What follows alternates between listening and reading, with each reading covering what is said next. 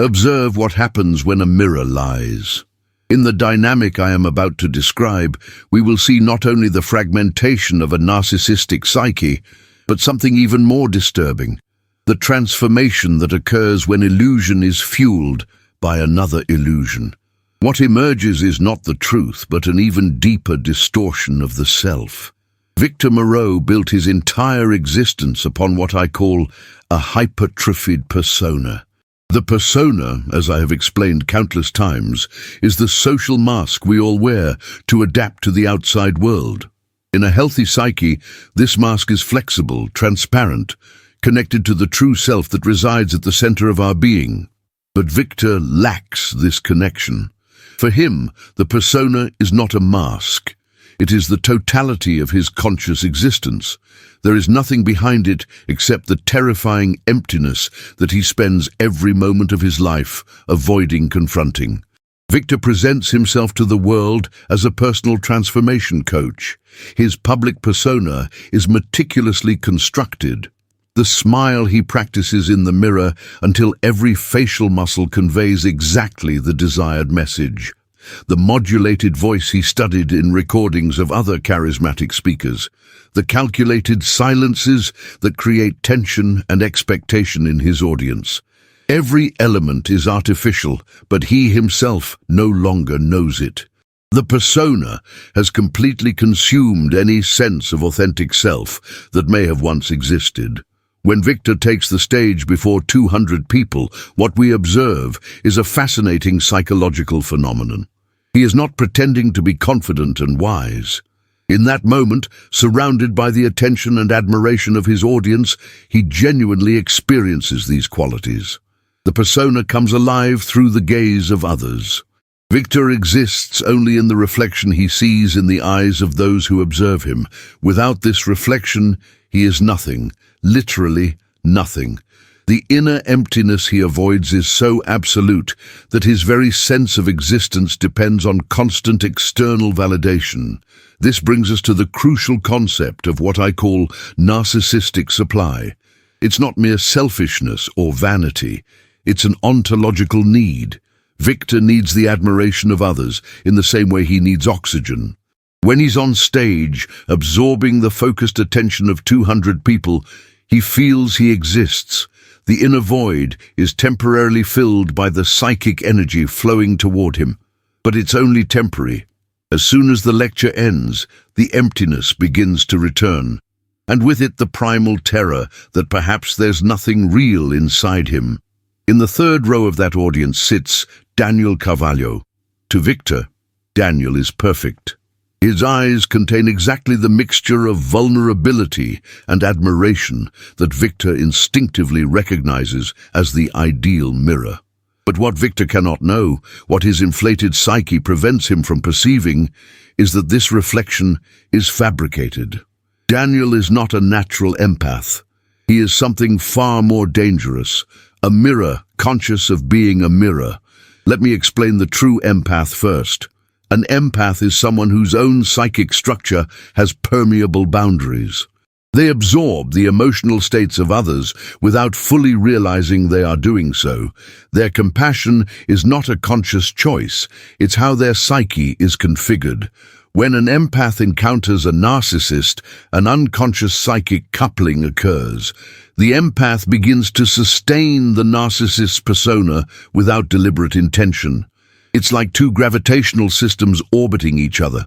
The force that holds them together is unconscious for both, but Daniel is not that. Daniel studied his role. He watched recordings of Victor's previous victims, including his own sister Laura, and learned to replicate the patterns of behavior. The facial expressions, the timing of the validating questions, the body posture that communicates openness and need. It's all conscious performance. Daniel is, in psychological terms, a false persona interacting with another false persona. It's illusion feeding illusion. Here's what Victor doesn't understand. When a narcissist feeds on manufactured validation, something disturbing happens to the structure of their psyche. The persona doesn't stabilize, it amplifies. Every interaction with Daniel that seems to validate Victor's grandiosity actually pushes his psychic structure further away from reality. It's like building an ever taller building on non-existent foundations.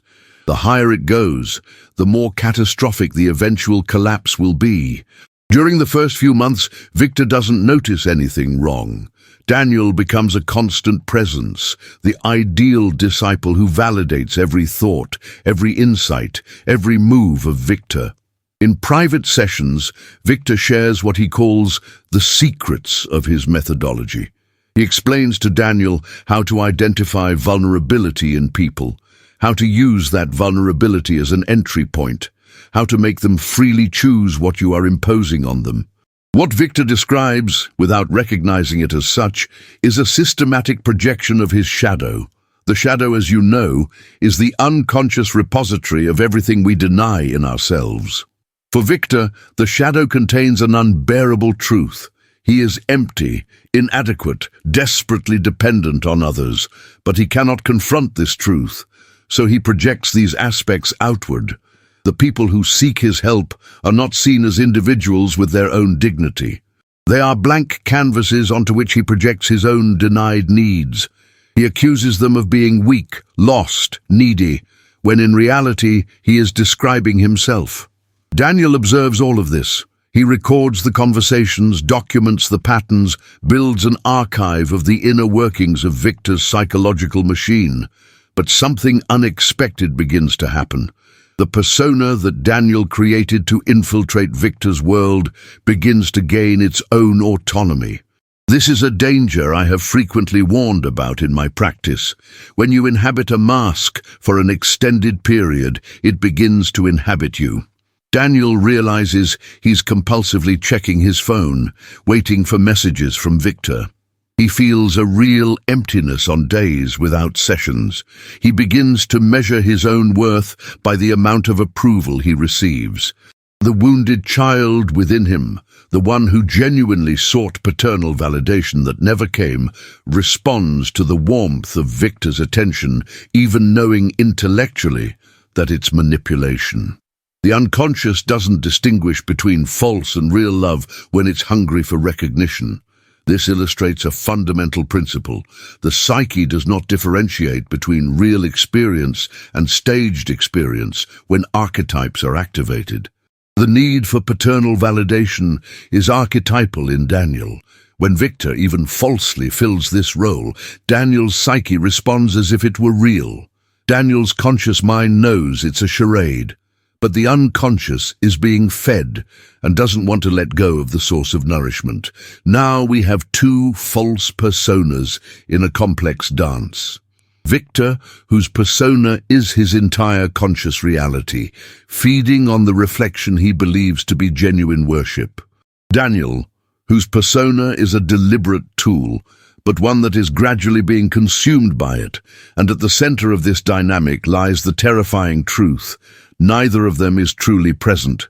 They are masks interacting with masks, voids orbiting voids. Victor calls for a week-long retreat for his inner disciples. Only 20 people are chosen. Daniel is included, as is Melissa, Victor's longtime assistant, who is already completely absorbed into his psychic orbit. The retreat's environment is designed to amplify Victor's control. Isolation from outside society, removal of technological distractions, a rigorous routine that keeps participants in a state of heightened receptivity. It is, in essence, an environment where Victor's persona can expand without limits. On the second night, Victor organizes a ceremony of vulnerability. Each person must share their deepest wound. Victor presents this as healing through radical openness. But psychologically, what is happening is a systematic collection of the most fragile parts of each person's psyche. The more someone reveals their wounds, the more power Victor has to manipulate those wounds afterward. He is mapping the weak points in each person's psychic armor. When it's Daniel's turn, something critical happens. Daniel has prepared a fabricated confession, yet another layer of his performance. But the atmosphere, the exhaustion of months maintaining the charade, the psychological pressure of 20 people expecting the truth, everything conspires to crack his own mask. Daniel begins with the rehearsed script about paternal abandonment. But then, true words begin to emerge. He speaks about Laura, his sister, about visiting her in the psychiatric clinic and not recognizing the person he used to know, about how she had been consumed, transformed into an empty echo of another man's words. The room falls into absolute silence. Daniel is no longer acting. The genuine anger, the genuine grief, the guilt of not having protected Laura, all pour out in an uncontrollable torrent.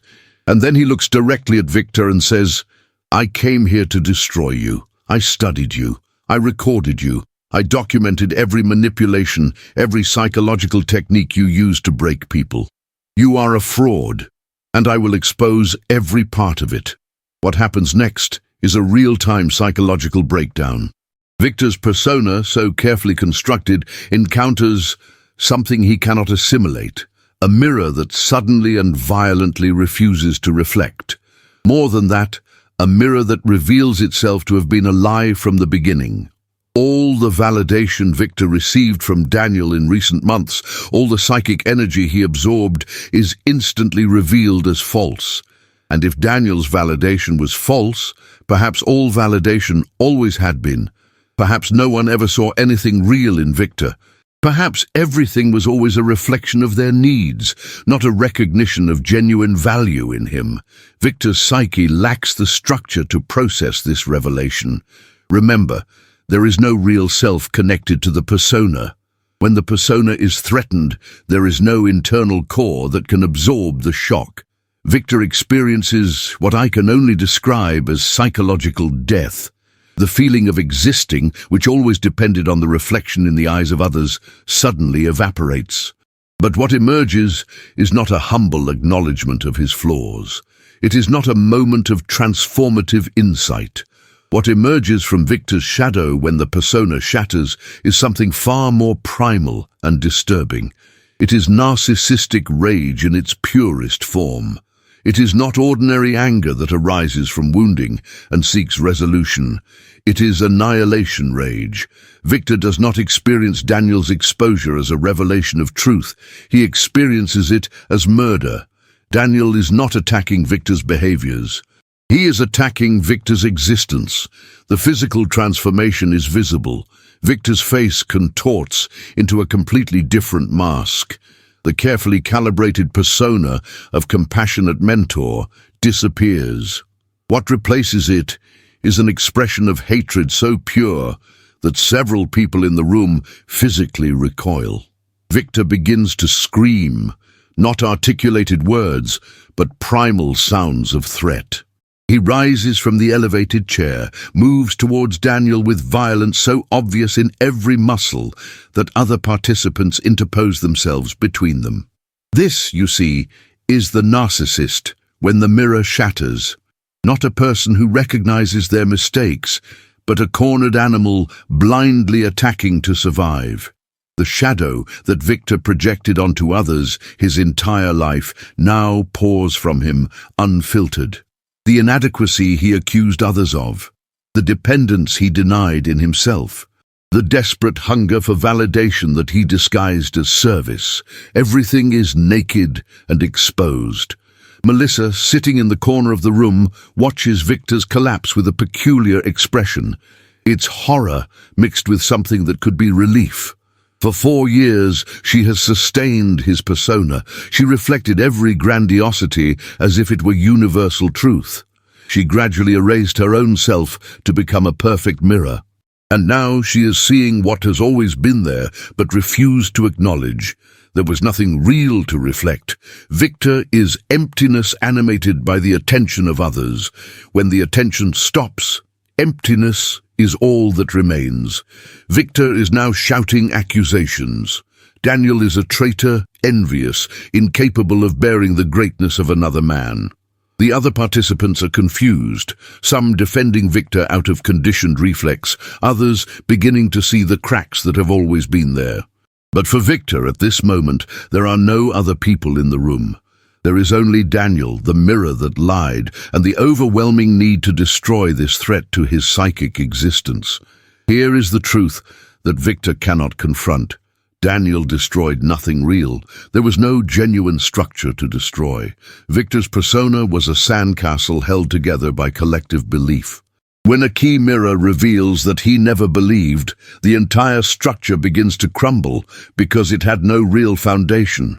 Victor is experiencing what I call a confrontation with the primordial void. It is the moment when the false self can no longer be sustained and there is no true self to replace it. Daniel, for his part, is experiencing something equally complex. He achieved what he came to do. He exposed Victor before the witnesses.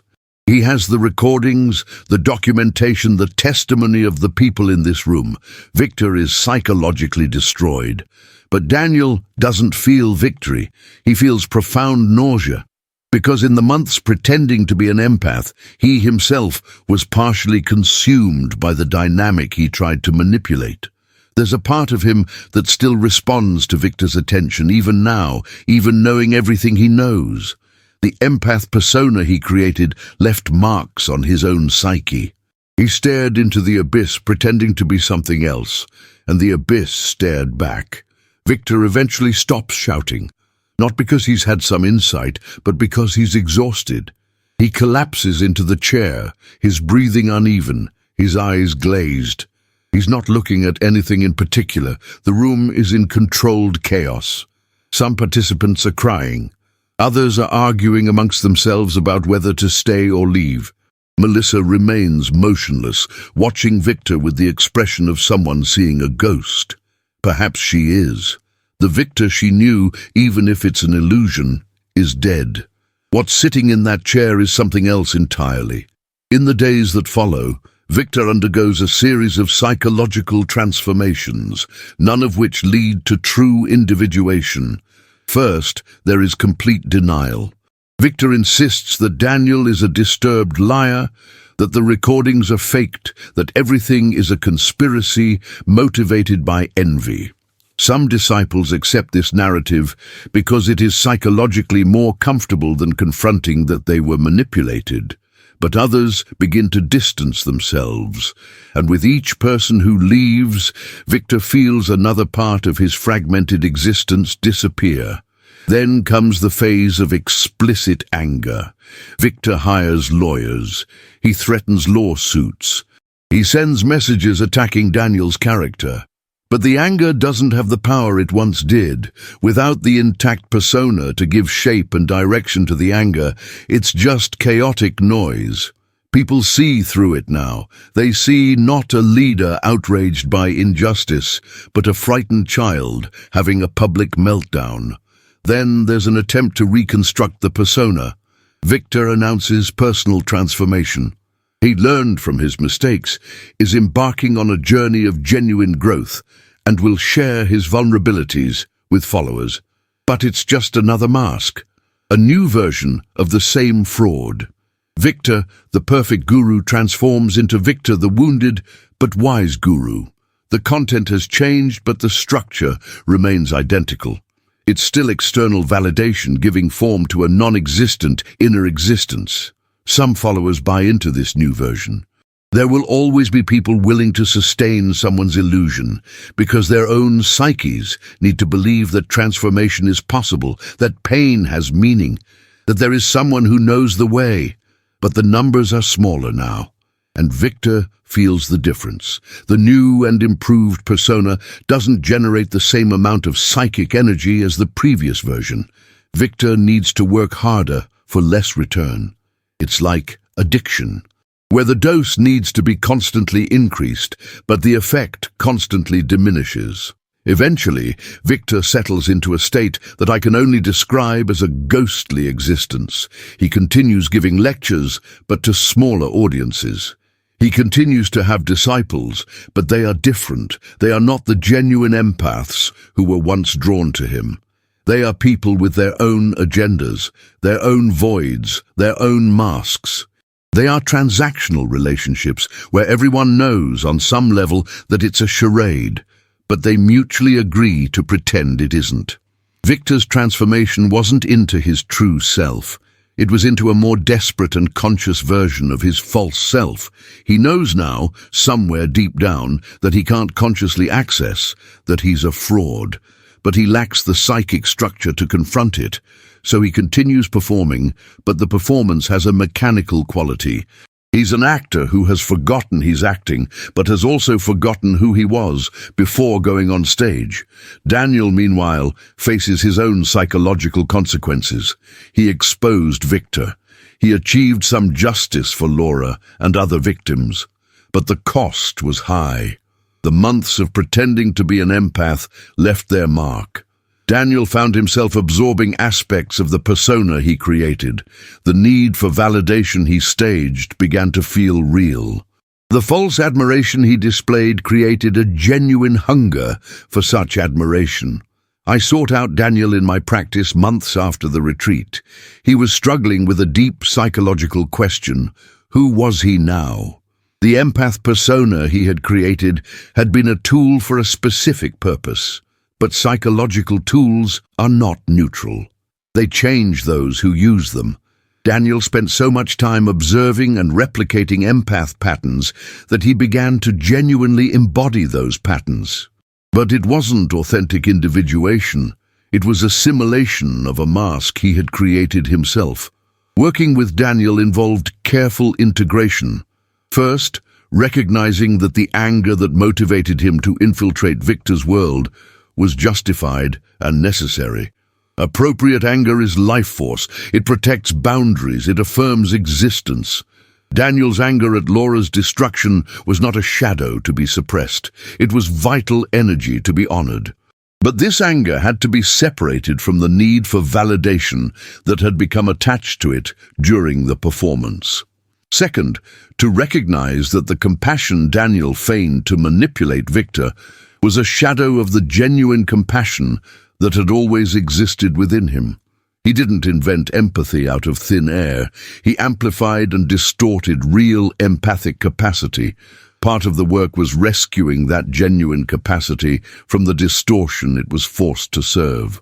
Third, and most importantly, was confronting the wound of paternal abandonment that Victor inadvertently exposed. The empath persona worked so well precisely because there was a real hunger for paternal recognition in Daniel.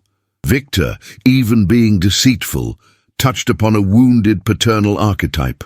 The healing would not come from finding a better paternal figure. It would come from Daniel integrating his own internal authority, becoming for himself the father he never had. Meanwhile, Melissa went through a different process. When Victor's persona shattered, she lost not only her job, but her entire purpose. For 4 years, her identity had been an extension of Victor. Being a mirror of him was how she knew how to exist. When there was nothing left to reflect, or when the reflection proved false all along, who was she? Melissa came to my practice in a state of depersonalization. She looked at her own hands as if they belonged to someone else. She didn't recognize the voice coming from her mouth. She had spent so much time echoing Victor that her own voice had disappeared. Working with her was a long process of recovery. First, helping her recognize that the emptiness she felt wasn't because Victor was absent. The emptiness had always been there. Victor had simply prevented her from having to confront it. The emptiness Melissa experienced was, paradoxically, the starting point for genuine individuation. All real work begins with the recognition that we don't know who we are. Melissa had to accept that the person she thought she was during her years with Victor was a ghost.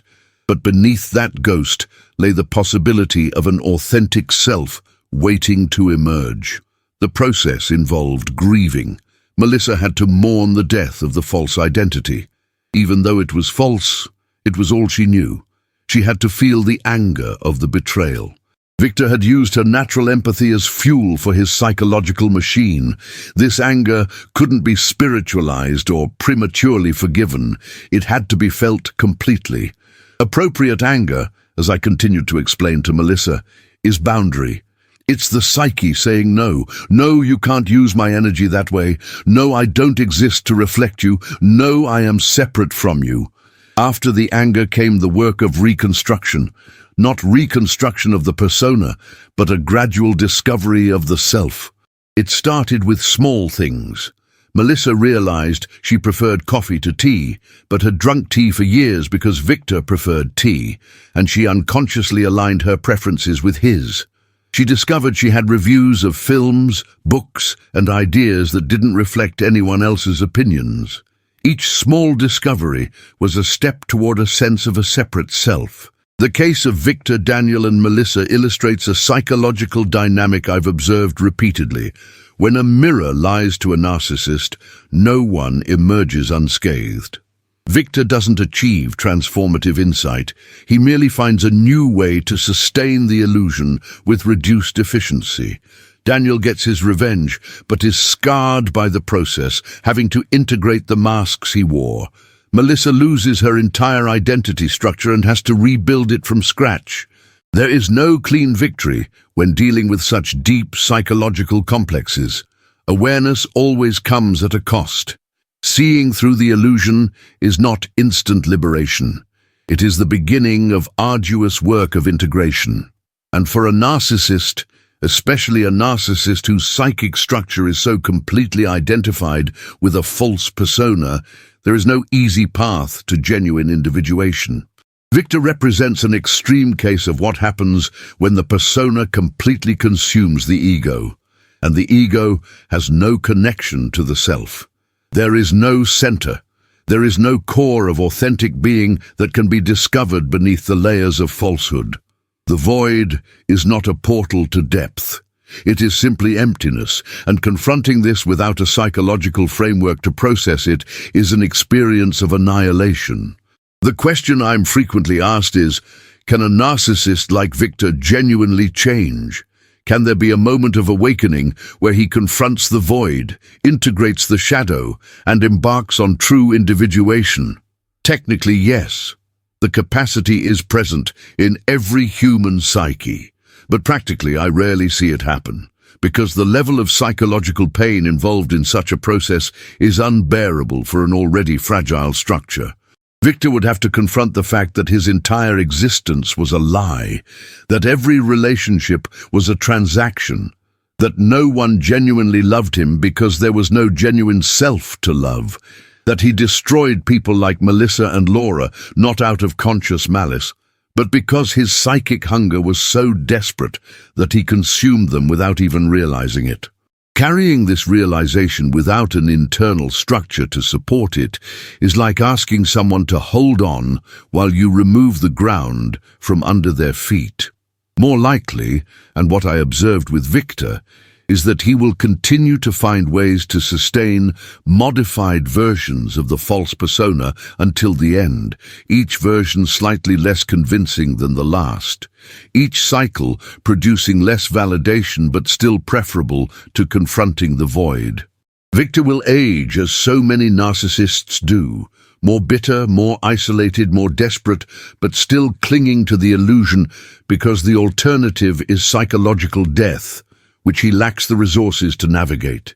Daniel and Melissa, on the other hand, have a real possibility of individuation, because their psychic structures, although wounded, are connected to their authentic self. The work is difficult. It involves grief, anger, confrontation with one's own shadow, integration of dissociated parts, but it is possible. And in the process, paradoxically, the destruction that Victor caused can become a catalyst for transformation. Genuine. This brings us to the central question this narrative raises. What happens when a mirror consciously chooses to lie?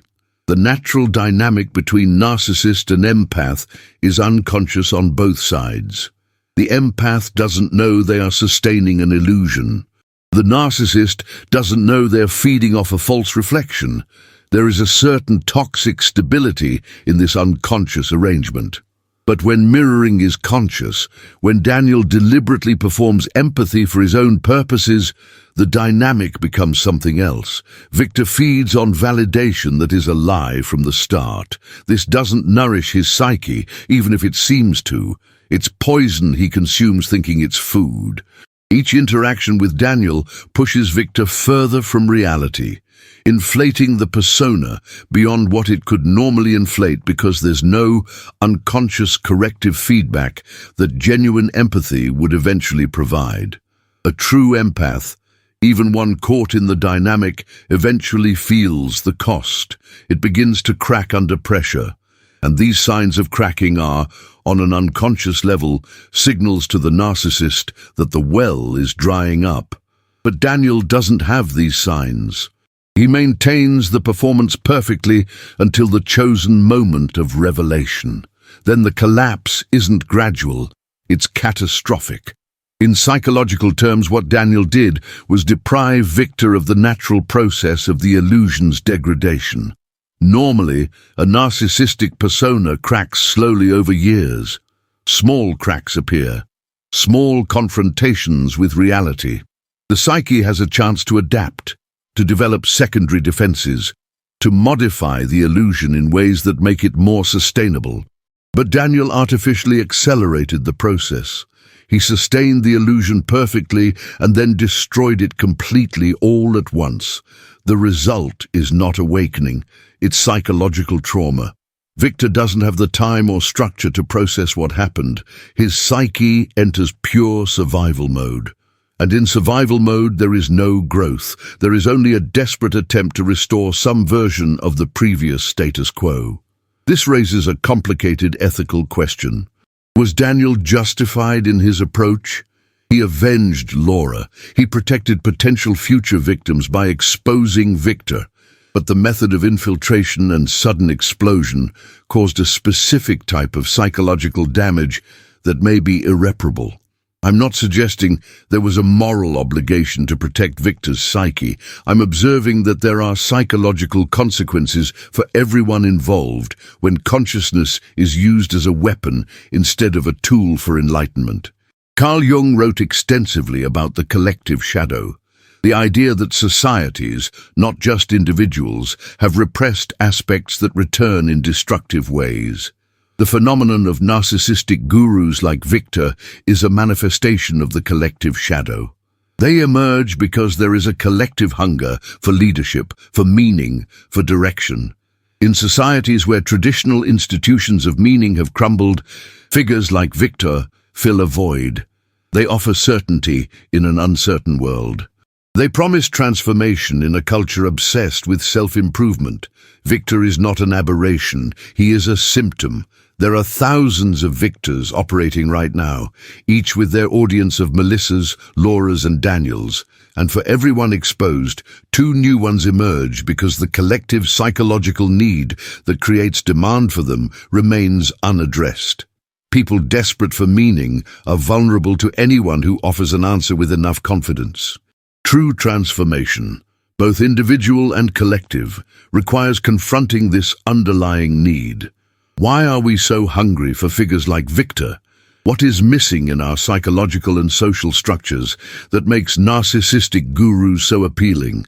The answer is uncomfortable. We have lost connection with our authentic self.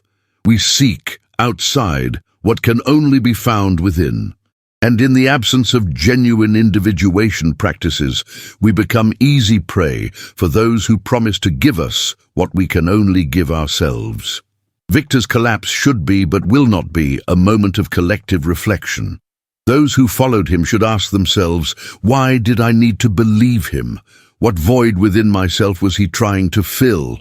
But most will not ask these questions. They will simply find the next Victor and repeat the cycle, hoping that this time it will be different. Daniel, having destroyed Victor, might be tempted to make it his mission, to expose other manipulators, to protect other vulnerable people. But I fear this becomes a compulsion that prevents his own inner work. It's easier to focus on external monstrosity than to confront the inner shadow. Daniel has to ask, why did I need to be chosen by Victor, even as an imposter? What part of me genuinely responded to his attention? What aspect of the wounded father-son dynamic was being staged? Melissa has a different job.